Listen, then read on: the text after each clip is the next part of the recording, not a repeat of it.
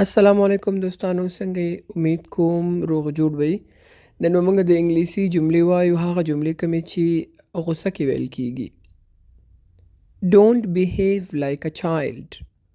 Don't behave like a child. د ماشوم په شان خوی مه کوه.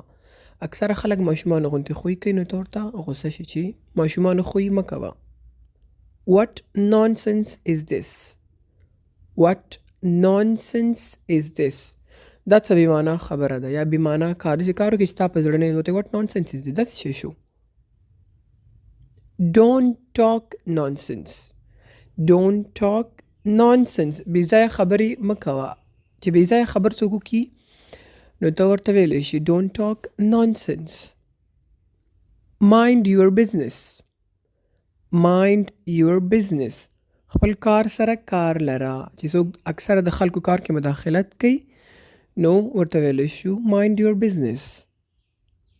What's your problem? What's your problem? ستا مشکل څه شی دی؟ ستا مشکل څه شی دی؟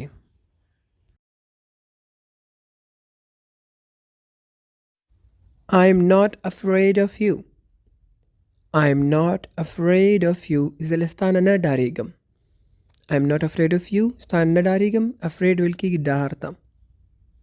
Don't cross your limit.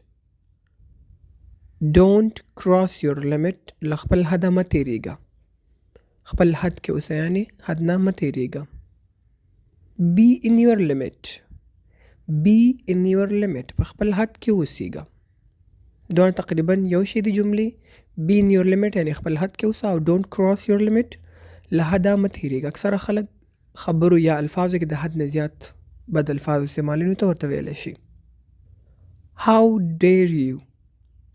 How dare you. ستا جرأت څنګه وشو. بعضې وخت یو څوک داسې خبر وکړي، داسې کار وکړي چې ستا زړه نه مني یا صحیح نه وي، نو ته ورته ویلی شي How dare you. How could you do this. How could you do this. How could you do this. تاسې څنګه کولی شي یو کار یې کړی چې غلطي، نو ته ورته ویلی شي How could you do this. تا دا کار څنګه وکړو یا څنګه یې کولی شي دا کار. یعنی Don't advise me. Don't advise me. ما ته نصیحت مه کوه. Don't advise me یا نصیحت ما ته مه کوه. I'm sick of you. I'm sick of you. ستا نه تنګ یم. I'm sick of you. ستا نه تنګ شوی یم نور. Get out of my way. Get out of my way. زما د مخې نه اخوا شه. Get out of my way. زما د مخې نه ایسته شه. Shame on you.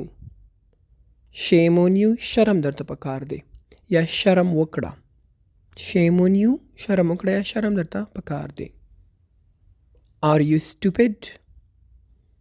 Are you stupid. څوک احمقانه کار وکړي نو ته ورته stupid خو نه یې. Are you stupid. آیا ته احمق یې یعنې قمقل یې. بعضې کارونه څوک کوي چې هغه مناسب نه، ته ورته ویلی شي Are you stupid. خو دا بیخي بې ادبۍ جملې دي چې څوک غوسه کې استعمالوي، خو انګلیش ته تړل دي ورسره، نو ځکه ما دا جملې وکړي. پام کوئ چې تاسو دا جملې استعمال نه کوئ.